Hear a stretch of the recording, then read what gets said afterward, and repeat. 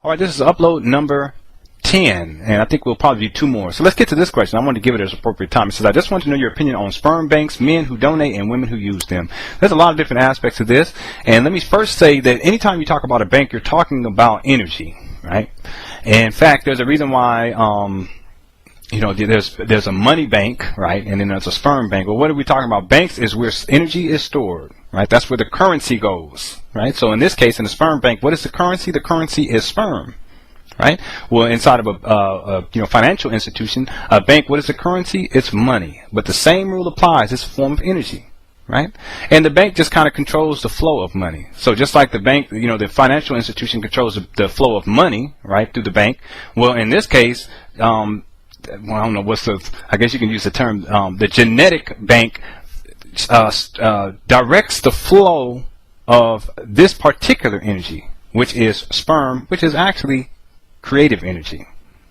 What do I mean by that? Well, when a man comes together with a woman and they have sexual intercourse and the man ejaculates into the woman's vagina, I'm just using the terminology that we're adults here, and sperm reaches the egg and life begins to manifest there, that is a creative act, right? So sperm needs to be respected, okay? And the woman's eggs need to be respected too, okay? So why am I saying respected? Well, because if in fact these are an aspect of creation, then it's an aspect of the creator. And that needs to be respected. This is why, even like in porn, oftentimes, sperm is just the way that they approach it. It's like you fling it around, you throw it, and you ejaculate in women's faces, and it's disrespectful not only to the woman, but it's also disrespectful to the sperm itself in terms of what it actually represents. It represents the potentiality of creating life. Think about that for a moment.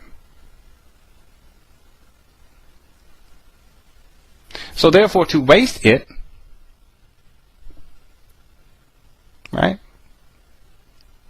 So what I mean by wasted, well, there's different ways we can look at that, but we're going to keep it in terms of sperm banks. Here's an example. Think about this. I'm going to go into the sperm bank. I'm going to sit in a chair. They're going to give me a porno magazine, which is what they do nowadays. And I'm going to masturbate to this. And after I masturbate for a while, I'm going to ejaculate. And the semen and the sperm is going to be projected into a tube. And it's going to be taken and harnessed. And in some cases frozen. And what I guess you can say cryogenic stasis. And then I'm going to get paid for it. And then I'm going to leave. That's really what it comes down to, right?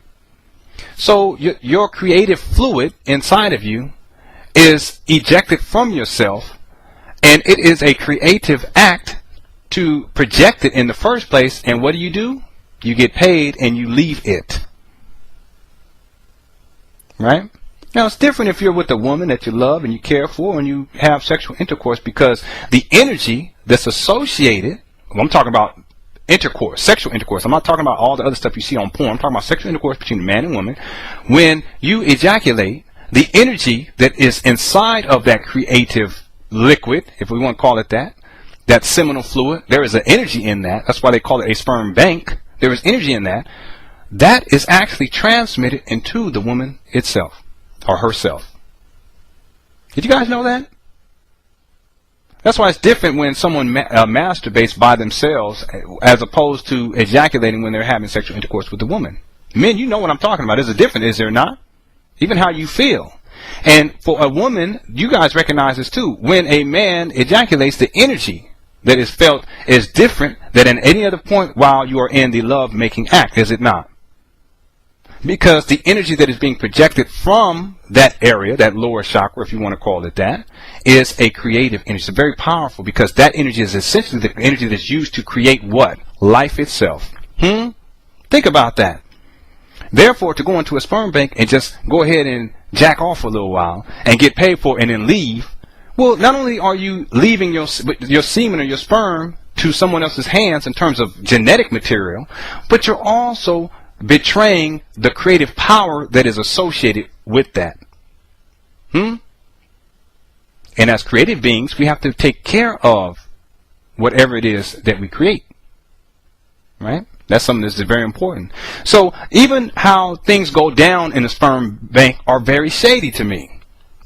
And then that's just kind of like, you know, how they acquire, you know, the semen, right? And to me, it's like, that's ridiculous to me. You know, it's like, you know, it's something it just doesn't feel right. Essentially, it doesn't resonate with me that that's how it goes down. But that's how it goes down. But then there's another aspect to this, because they take the genetic information, in many cases, of the individual who goes in and masturbates, and they put together a profile, a genetic profile based upon the individual. And then a woman who comes in, or a, you know, male and woman who come in, or a woman and woman who come in who are looking to get artificially inseminated, they want certain genetic traits. In many cases, some of y'all may not even know this, but they want certain genetic traits in their children. So the people who are behind these sperm banks, they go and they look for the sperm that matches up with this profile. Think about that. You know, you guys gonna have to excuse me for using the term, but there are some things that are totally barbarous, meaning just like barbarian. Like, what is that all about? That is not humane. You know, that's not a representation of a highly evolved human being. It's not. Now, I can understand certain situations where a family may really, really want to have a child. That's one thing. But I'm talking about when this is just basically being done for profit. And then people think about it like, okay, not only am I going to go in here and go get this sperm from some dude I never even met. This dude could have been a mass murderer. You don't know. Could have been a rapist. You don't know. That's the other thing people need to think about. Who and what you are, in terms of how you live, is represented in every aspect of yourself, including your semen. The level of your consciousness is infused in your semen. Did you know that? How your consciousness resonates today, in terms of your sperm, is going to be reflected in the sperm itself, the quality of the sperm. Did you know that? This is to say that 10 years from now, if your consciousness is more elevated, then the sperm that you will produce then will be more elevated than the sperm that you produce now. Think about that. So even the idea of going into a sperm bank to go pick some sperm out from people that you don't even know, to me, that it don't make no sense. I'm sorry. Because you don't know what they're involved in or what they were doing, or in terms of what were they doing when they ejaculated in the first place. Many of them were looking at porn. You don't think that energy is not infused into the seminal fluid and not infused into the vibrational field of the sperm itself? Of course it is.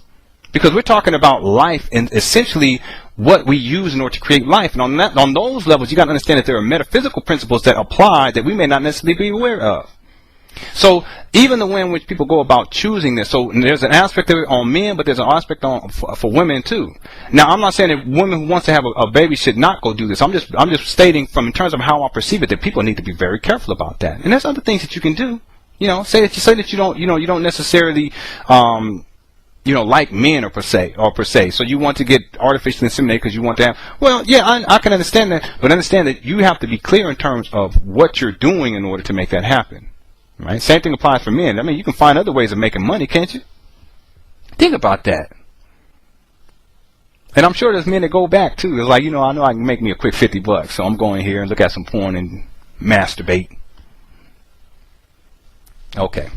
All right, so that's pretty much my opinion on sperm banks. Again, this is on sperm banks in terms of how they operate. I'm not talking about individuals who may have certain circumstances where they really feel compelled to use sperm banks. I'm just talking about how sperm banks operate in terms of how the sperm is acquired and how it is processed, because there's a process that they go through in terms of the genetic traits of the individual. Right, because this even ties into eugenics, by the way.